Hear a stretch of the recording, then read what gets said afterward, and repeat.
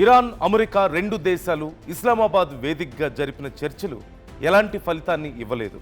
సుమారు 21 గంటల పాటు సుదీర్ఘంగా చర్చించిన తర్వాత America vice president JD Vance ఎలాంటి ఫలితం దక్కలేదు అని ప్రకటించడంతో ప్రపంచ దేశాలు సైతం ఆశ్చర్యాన్ని వ్యక్తం చేశాయి. ఇప్పుడు ఏం జరగబోతుందా అని ఎదురు చూస్తున్న సమయంలో ఇక మేము హర్మూజ్ స్ట్రైట్ని పూర్తిగా హస్తగతం చేసుకుంటాం, రెండో వైపు నుంచి మూసివేస్తాం అంటూ ట్రంప్ ప్రకటించడం, అక్కడికి అమెరికాకు చెందినటువంటి నేవీ చేరుకోవడం, పూర్తిగా అన్ని దేశాలకు సంబంధించిన షిప్పుల్ని మేము అలౌ చెయ్యం అని చెప్పడంతో ప్రపంచం అంతా మరొకసారి ఉలిక్కిపడింది.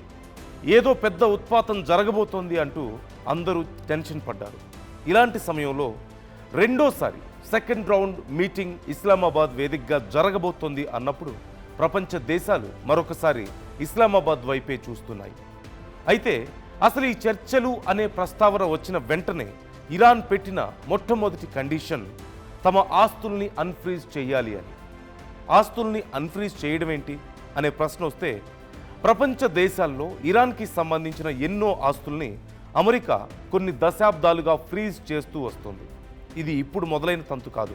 సుమారుగా 1979 దగ్గర నుంచి ఇప్పటి వరకు మొత్తం అంచనా ప్రకారం చూస్తే సుమారుగా $100 బిలియన్ పైనే ఆస్తుల్ని అమెరికా ఫ్రీజ్ చేసింది అంటూ చెప్తున్నారు. మరికొన్ని అంచనాల ప్రకారం సుమారుగా $120 బిలియన్ వరకు దీని విలువ ఉండొచ్చు అని కూడా చెప్తున్నారు. ఖచ్చితంగా చర్చల కంటే ముందే ఈ ఆస్తుల్ని రిలీజ్ చేయాలి అంటూ ఇరాన్ చెప్పింది. అయితే మొదటి దశ చర్చలు జరుగుతున్న సమయంలో ఈ ఆస్తుల్ని అన్ఫ్రీజ్ చేయడం కోసం అమెరికా ఓకే చెప్పింది అని కొన్ని వార్తల్ని మనం విన్నాం. సుమారుగా $100 బిలియన్ ఆస్తులు అంటే మన ఇండియన్ కరెన్సీలో 9,32,400 కోట్లకు పైమాటే అని చెప్పాలి. ఇంత భారీ ఆస్తుల్ని ఇప్పటి వరకు యుఎస్ ప్రపంచవ్యాప్తంగా ఫ్రీజ్ చేస్తూ వచ్చింది. ఇవి US, China, Japan, Iran, Europe దేశాల్లో అలాగే ఇతర మరికొన్ని దేశాల్లో ఇంక్లూడింగ్ ఇండియా ఈ ఆస్తులు ఉన్నాయి. ఇరాన్ జీడిపిలో సుమారుగా 1/4 వంతు ఈ ఆస్తి ఉన్నట్లుగా తెలుస్తోంది. అంటే మొత్తం ఇరాన్ జీడిపిలోనే 0.5% ఈ ఆస్తులు ఉన్నాయి. అంటే 100లో 25% అన్నమాట. ఏడాదికి చమురు ద్వారా సంపాదించే ఆదాయం కంటే 3 రెట్లు ఈ ఆస్తుల విలువ ఉంటుందంటూ కూడా చెప్తున్నారు. అలాగే ఆయిల్ ఎగుమతుల డబ్బు సైతం విదేశాల్లోనే ఆగిపోయింది. ఆయిల్ అమ్మకాల డబ్బు లేక ఇరాన్ చాలా తీవ్రంగా దెబ్బతింది. అమెరికా ఆంక్షల వల్ల ద్రవ్యోల్బణం, కరెన్సీ పతనాన్ని ఇరాన్ చాలా తీవ్రంగా ఫేస్ చేయాల్సి వచ్చింది. ఆస్తుల రిలీజ్ అయితే ఇరాన్ ఎకానమీకి ఒక పెద్ద బూస్ట్ దొరుకుతుందని కూడా చెప్తున్నారు. అయితే అసలు ఎంత ఆస్తులు ఫ్రీజ్ అయ్యాయి, ఏ దేశాల్లో ఫ్రీజ్ అయ్యాయి అనేది ఒక్కసారి మనం స్టాటిస్టికల్ డేటా చూస్తే చైనాలో 186,480 కోట్లు ఫ్రీజ్ అయింది. ఇండియాలో 65,268 కోట్లు ఫ్రీజ్ అయింది. ఇరాక్ 55,944 కోట్లు, ఖతార్ 55,944 కోట్లు, జపాన్ 13,986 కోట్లు, అమెరికాలో 18,648 కోట్లు, యూరప్లో 14,918 కోట్లు ఫ్రీజ్ అయినట్లుగా ఇప్పటి వరకు ఉన్నటువంటి కొన్ని అంచనాలు. అయితే మరికొంత సమాచారం ప్రకారం ఇంతకంటే ఎక్కువే మరికొన్ని దేశాల్లో కూడా ఫ్రీజ్ అయి ఉండొచ్చు అని చెప్తున్నారు.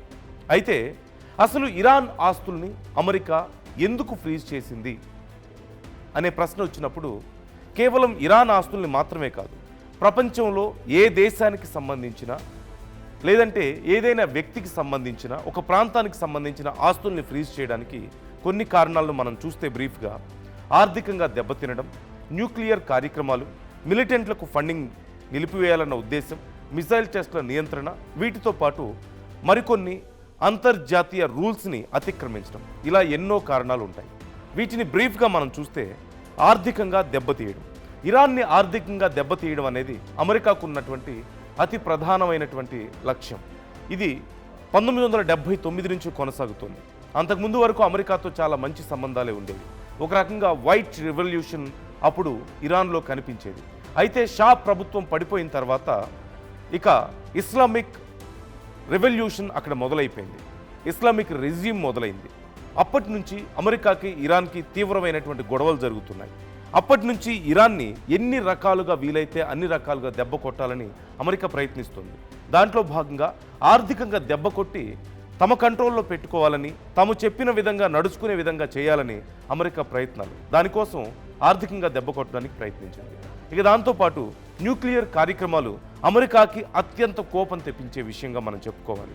ఎందుకంటే ఒకవేళ న్యూక్లియర్ ప్రోగ్రాం కనుక కొనసాగి ఇరాన్ న్యూక్లియర్ బాంబ్స్ని తయారు చేసుకోగలిగితే అత్యంత భయంకరమైనటువంటి పరిస్థితుల్ని ప్రపంచం ఎదుర్కోవాల్సి వస్తుందని, అమెరికాకి దానివల్ల నష్టం జరుగుతుందని, ఏదో ఒకరోజు అమెరికా మీద ఇరాన్ ఆ న్యూక్లియర్ బాంబ్స్ని ఉపయోగిస్తుందని, లేదంటే ఇతర ప్రపంచ దేశాలకు కూడా ఇరాన్ వల్ల చాలా తీవ్రమైన నష్టం జరిగే అవకాశం ఉందని, కాబట్టి ఇరాన్ని కంట్రోల్ చేయాల్సిన బాధ్యత తమ మీద ఉంది అని అమెరికా భావించి న్యూక్లియర్ కార్యక్రమాల్ని ఆపివేయాలని డిమాండ్ చేసింది.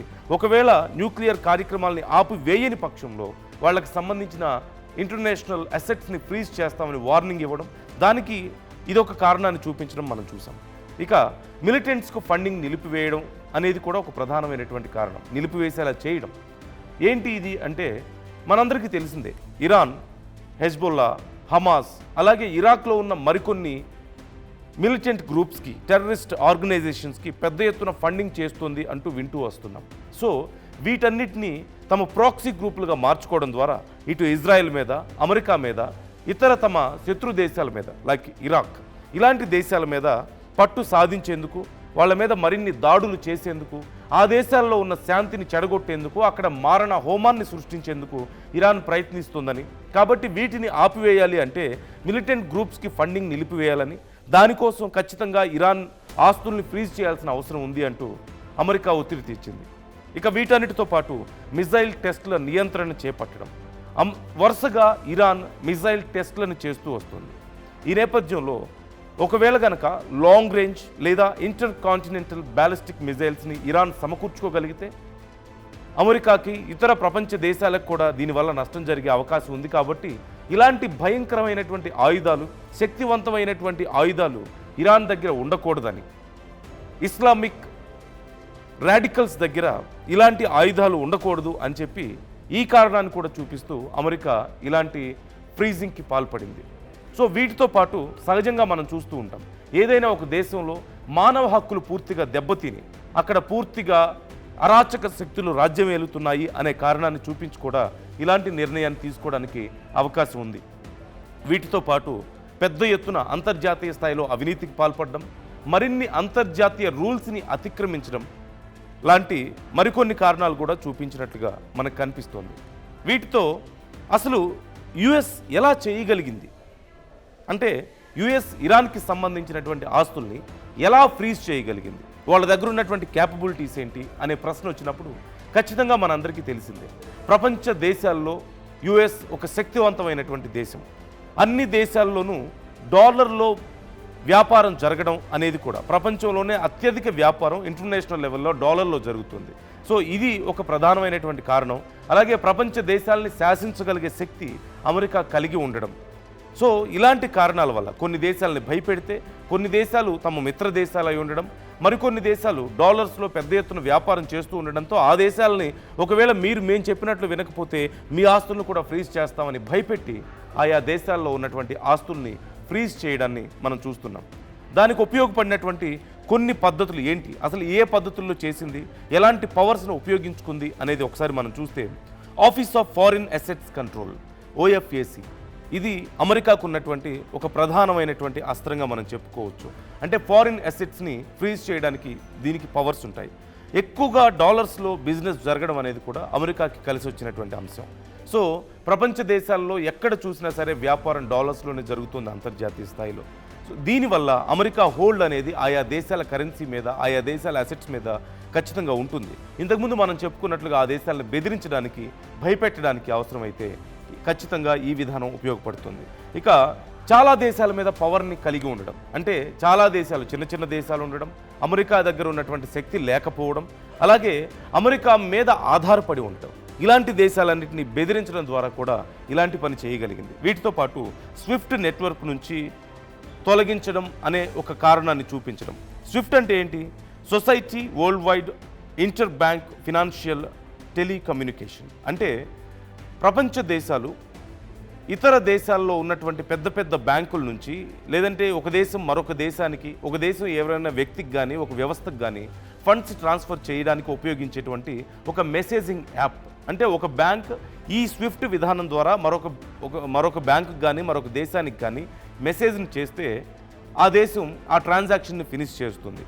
ఒకవేళ కనుక ఈ వ్యవస్థలో వాళ్ళు భాగం కాకపోతే వాళ్ళు ఆ రకమైనటువంటి అప్రోచ్కి దూరంగా ఉంటారు, అలాంటి కమ్యూనికేషన్కి దూరంగా ఉంటారు. కాబట్టి ఆ ట్రాన్సాక్షన్స్ ఫినిష్ అవ్వవు. సో స్విఫ్ట్ విధానాన్ని తమ కంట్రోల్ చేయడం ద్వారా కూడా ఇలా చేయగలిగింది అమెరికా. ఇక వీటితో పాటు international emergency economic power act IEEPA ఈ విధానం ద్వారా అంతర్జాతీయ స్థాయిలో ఉన్నటువంటి అసెట్స్ని ఫ్రీజ్ చేయడానికి అవకాశం ఉంటుంది. అంటే నేషనల్ ఎమర్జెన్సీని ప్రకటించడం, మన దేశానికి ఫలానా దేశం వల్ల నష్టం వాటిల్లే అవకాశం ఉంది కాబట్టి ఖచ్చితంగా మనం ఇలాంటి నిర్ణయం తీసుకోవాలి అని అమెరికా ప్రెసిడెంట్ ఒత్తిడి చేయడానికి అవకాశం ఉంటుంది. ఆ ప్రభుత్వం ఆ వ్యవస్థల మీద ఒత్తిడి తీసుకురావడానికి అవకాశం ఉంటుంది.